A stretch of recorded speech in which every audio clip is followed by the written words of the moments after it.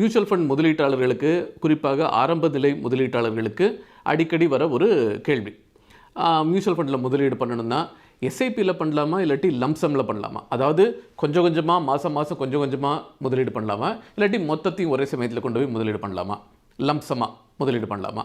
இப்படிங்கிற கேள்வி பல பேர் கேட்குற ஒரு கேள்வி தான்.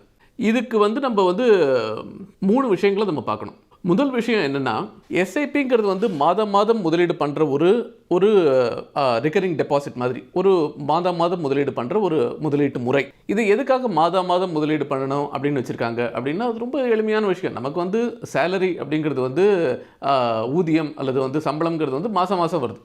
அதனால் நம்ம அதே எப்படி நமக்கு வரவு வருதோ அதே மாதிரி முதலீடும் அதே கால இடைவெளியில் நம்ம முதலீடும் பண்ணுறோம் அப்படிங்கிற ஒரு சிங்க்ரனைசேஷன் அப்படிங்கிற ஒரு கோர்வை இருக்கணும். அப்படிங்கிறதுக்காக எஸ்ஐபி மந்த்லி எஸ்ஐபி, மாதாந்திர எஸ்ஐபி அப்படின்னு வச்சுருக்காங்க. இதில் என்ன அட்வான்டேஜ் அப்படின்னா, உங்களுக்கு பணம் வரதும் பணம் முதலீடு பண்ணுறதும் ஒரே மாதிரியான கால இடைவெளியில் நடக்கிறது நமக்கு கணக்கு வச்சுக்கிறதுக்கும் சரி, செலவுகளை திட்டமிடுறதுக்கும் சரி, முதலீடுகளை திட்டமிடுறதுக்கும் சரி, எல்லாத்துக்குமே ரொம்ப உகந்ததாக இருக்கும்.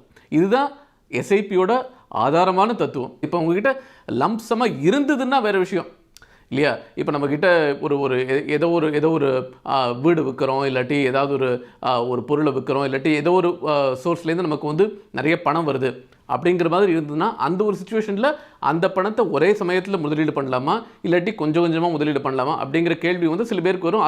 அந்த கேள்விக்கு அப்புறமா வருவோம் நம்ம. ஆனால் பெரும்பான்மையான சிச்சுவேஷனில் நமக்கு மாதாந்திர வருமானம் வருது, மாதாந்திர முதலீடு செய்கிறோம் அப்படிங்கிறது தான் இந்த எஸ்ஐபியோட ஆதாரமான தத்துவம். அதை நம்ம மறக்கக்கூடாது. இது முதல் விஷயம். ரெண்டாவது விஷயம் என்ன அப்படின்னு பார்த்தீங்கன்னா, இந்த ஆவரேஜிங் அப்படின்னு சொல்லுவாங்க. அதாவது ஒரு மாதம் மார்க்கெட்டு மேலே போகுது, இன்னொரு மாதம் அதுக்கு மேலே போகுது, அதுக்கு அடுத்த மாதம் கீழே வருது, அதுக்கு அடுத்த மாதம் அது கீழே வருது, அதுக்கப்புறம் மறுபடியும் மேலே போகுது.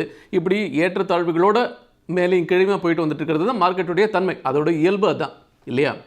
நம்ம இன்றைக்கி மார்க்கெட்டில் முதலீடு பண்ணலாமா, நாளைக்கு பண்ணலாமா, அடுத்த மாதம் பண்ணலாமா, அடுத்த வாரம் பண்ணலாமா, பொறுத்திருந்து பண்ணலாமா, கீழே விழுந்தப்புறம் பண்ணலாமா, எழுந்தப்புறம் பண்ணலாமா, இப்படின்னு ஏகப்பட்ட கேள்விகள் இருக்கும். எஸ்ஐபி அதுக்கெல்லாம் ஒரு எளிமையான பதில் சொல்கிறது. அந்த எளிமையான பதில் என்னென்னா, அதை பற்றி நீங்கள் கவலையே படாதீங்க. மாதம் 5ஆம் தேதியோ 10ஆம் தேதியோ 7ஆம் தேதியோ 8ஆம் தேதியோ என்றைக்கு உங்களுக்கு வசதியாக இருக்கோ அன்றைக்கி நீங்கள் முதலீடு பண்ணுங்கள். ஒரு ரேண்டமாக பார்த்தீங்கன்னா அந்த தேதிகளில் ஒரு மாதம் கீழே இருக்கும், ஒரு மாதம் மேலே இருக்கும். உங்களுக்கு ரொம்ப உயர்வான ஒரு மார்க்கெட் மேலே இருக்கிறச்சே முதலீடு பண்ணுற ஒரு நஷ்டமும் நடக்காது, ரொம்ப கீழே இருக்கிறச்சே முதலீடு பண்ணுறோங்கிற அந்த லாபமும் இருக்காது. ஒரு சராசரியான லாப நஷ்ட விகிதத்தில் உங்கள் முதலீடுகள் அமையும் அப்படிங்கிறது இந்த ஆவரேஜிங் தத்துவம். அதனால் நீங்கள் இந்த இந்த இந்த எஸ்ஐபியை ஆவரேஜாக பண்ணுறது இந்த மார்க்கெட் காஸ்ட் ஆவரேஜிங்னு சொல்லுவாங்க. அதுவும் இந்த எஸ்ஐபி கொடுக்குற ஒரு பெனிஃபிட். மூணாவது டிசிப்ளின். நம்ம இந்த மார்க்கெட் மேலே வந்தால் பணத்தை எடுக்கலாம், கீழே போனால் முதலீடு பண்ணலாம் அப்படிங்கிற மாதிரியான ஒரு ஊசலாட்டத்தில், ஒரு தத்தளிப்பில் நம்ம எப்போவுமே யோசிச்சுட்டே மார்க்கெட்டே பார்த்துட்டே இருக்கிறது, இந்த மாதிரியெல்லாம் பண்ணி டென்ஷன் ஆகாமல் ஸ்ட்ரெஸ் ஆகாமல் ஒரு மாதிரி டிசிப்ளின்டாக ஆட்டோமேட்டிக்காக மாதம் மாதம் அது பாட்டு போயிட்டே இருக்குது அப்படிங்கிற மாதிரி முதலீடு பண்ண வைக்கிறது ஒரு நம்மக்கிட்ட நம்ம காலம்புரை இருந்து பல் தேய்க்கிறோம் குளிக்கிறோங்கிற மாதிரியான ஒரு டிசிப்ளின் நம்ம உருவாக்குது இல்லையா? அந்த டிசிப்ளின் உருவாக்கி அது பல மாதங்கள் பல வருடங்கள் கழித்து பார்த்திங்கன்னா உங்களுடைய எஸ்ஐபி முதலீடு ரொம்ப அருமையாக அழகாக வளர்ந்துருக்கும். அப்படிங்கிறது தான் இந்த எஸ்ஐபியுடைய முக்கியமான பலம். அது நீங்கள் உங்களை அறியாமல் நீங்கள் பாட்டு முதலீடு பண்ணிகிட்டே இருப்பீங்க, அந்த டிசிப்ளின் உங்கள்கிட்ட இருக்கும் அப்படிங்கிறது தான் முக்கியம். இதை தவிர நீங்கள் மனசில் வச்சுக்க வேண்டியது இன்னும் 2 விஷயம் இருக்குது. எஸ்ஐபி வர்சஸ் லம்சம்ங்கிற டிபேட் குறிப்பாக ஈக்விட்டி ஃபண்ட்ஸ், அதாவது பங்குச்சந்தை சார்ந்த முதலீடுகளுக்கு ரொம்ப முக்கியமாக பொருந்தும். பங்குச்சந்தை சார்ந்த முதலீடுகளில் முடிஞ்ச வரைக்கும் இந்த மாதிரி ஒரு பீரியாடிக்காக நீங்கள் முதலீடு பண்ணுறது நல்லது.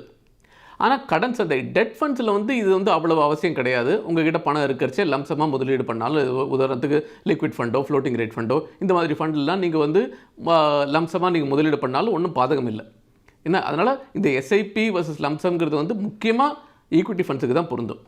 ரெண்டாவது, இப்போ நான் ஆரம்பத்தில் சொன்ன கேள்வி, உங்கள்கிட்ட இப்போ நிறைய பணம் வந்திருக்கு, அதை நீங்கள் எப்படி முதலீடு பண்ணுறது அப்படிங்கிறது பார்த்திங்கன்னா, ஒன்ஸ் அகெயின் இதை நீங்கள் வந்து பங்குச்சந்தை சார்ந்த ஃபண்டில் முதலீடு பண்ணணும் அப்படின்னு நீங்கள் நினச்சிங்கன்னா, இல்லாட்டி ஒரு குறிப்பிட்ட ஒரு 70% பங்குச்சந்தை சார்ந்த முதலீடு, 30% டெட் ஃபண்ட் சார்ந்த முதலீடு அப்படிங்கிற மாதிரி நீங்கள் டிசைட் பண்ணிங்கன்னா, இந்த பங்குச்சந்தை சார்ந்த முதலீடுகள் ஈக்விட்டி ஃபண்ட்ஸ் அதில் போடுறத மட்டும் நீங்கள் வந்து ஒரு 6 மாதமோ இல்லாட்டி 12 மாதமோ இப்படி பிரித்து உங்ககிட்ட ஒரு 5 லட்சம் ரூபாய் வருது அப்படின்னு வச்சுக்கோங்களேன், ஒரு மாதத்துக்கு ஒரு 50,000 அப்படிங்கிற மாதிரி ஒரு 10 மாதத்துக்கு பிரித்து போடுறது.